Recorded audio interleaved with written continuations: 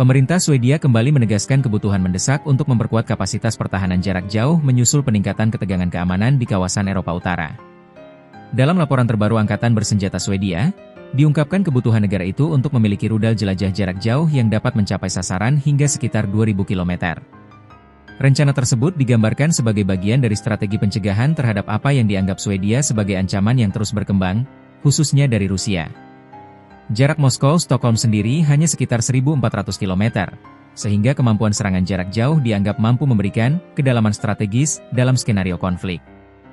Rusia segera menanggapi laporan tersebut dengan menolak tuduhan maupun insinuasi bahwa mereka memiliki intensi bermusuhan terhadap negara-negara Barat. Pemerintah Rusia menyebut tuduhan itu tidak berdasar dan berulang kali mengkritik langkah negara-negara NATO yang dianggap memicu eskalasi militer di sekitar perbatasan mereka. Swedia ingin perkuat pencegahan.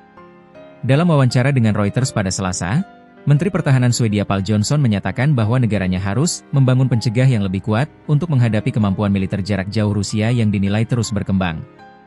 Ia tidak secara langsung merinci jenis rudal jelajah yang sedang dibahas atau kemungkinan pemasoknya.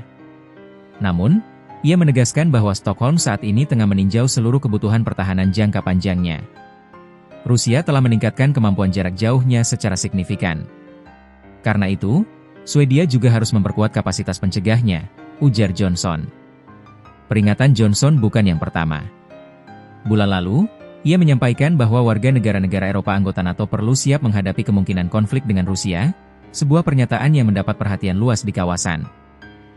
Dari netral ke anggota NATO. Dorongan Swedia memperkuat pertahanan terjadi setelah perubahan besar dalam kebijakan luar negerinya. Setelah puluhan tahun mempertahankan status non-blok, Swedia resmi bergabung dengan Pakta Pertahanan Atlantik Utara, NATO, menyusul eskalasi konflik Rusia-Ukraina. Keanggotaan ini membawa konsekuensi komitmen militer yang lebih besar. Pada Juni lalu, Stockholm menyetujui peningkatan anggaran pertahanan hingga 5% dari produk domestik bruto, PDB, naik dari sekitar 2,7% saat ini, untuk memenuhi target baru NATO. Swedia juga menjadi salah satu pendukung aktif Ukraina. Negara itu telah memasok sistem artileri, senjata anti-tank, komponen pertahanan udara, amunisi, hingga pelatihan militer. Komitmen ini membuat Swedia menempati posisi negara Nordik yang paling vokal mendukung Kiev. Menlu Swedia kritik anggota NATO lain. Tekanan terhadap NATO untuk memberikan dukungan yang lebih merata kepada Ukraina juga muncul dari Menteri Luar Negeri Swedia Maria Malmer Stenergaard.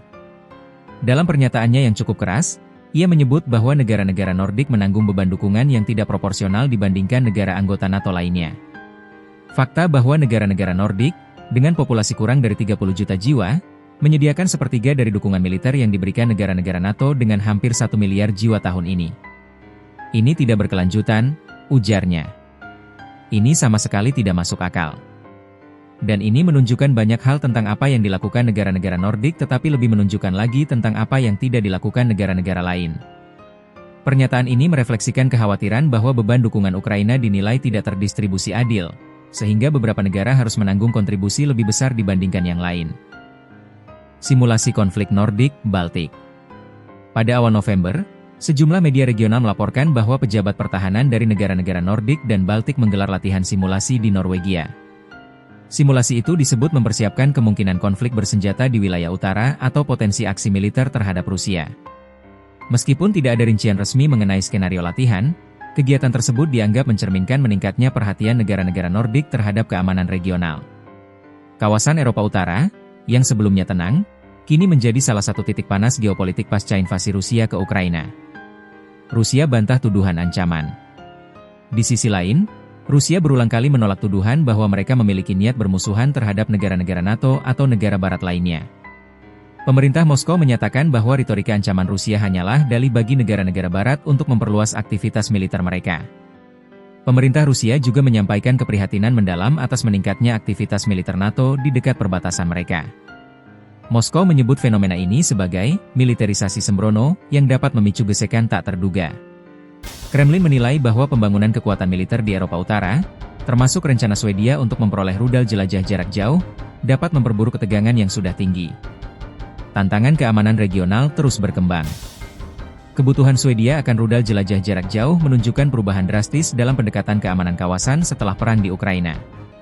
Negara-negara Eropa semakin memprioritaskan kemampuan pertahanan jangka jauh, mulai dari sistem anti-rudal hingga kapasitas ofensif jarak jauh. Meski demikian, para pengamat menilai bahwa langkah tersebut harus diimbangi dengan diplomasi dan mekanisme pencegahan konflik.